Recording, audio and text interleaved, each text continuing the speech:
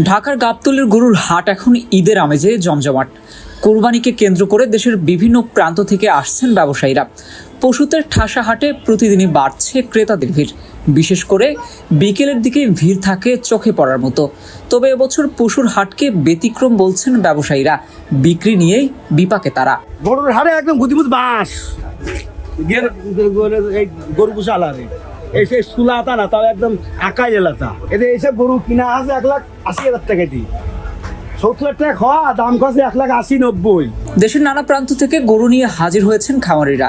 কেউ এনেছেন মাঝারি, কেউ বা বিশাল আকৃতির কোরবানির পশু।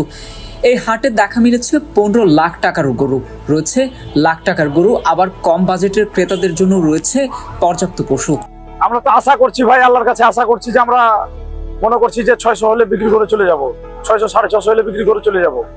ওর প্রতি আমাদের অনেক মায়া, তো মায়া করে লাভ নেই। আমরা নিয়ে এসেছি ঈদের উপলক্ষে কুরবানির জন্য, ক্রেতারা নিতে পারেন দাম করে এসে। এবারের হাটেও ভিন্ন মাত্রা যোগ করেছে একটি বিশেষ পশু, উট। দূর থেকে আসা অনেকেই কৌতূহল নিয়ে উট দেখতে ছুটে আসছেন। পাশাপাশি হাটে রয়েছে বিভিন্ন জাতের ছাগল ও দুম্বা।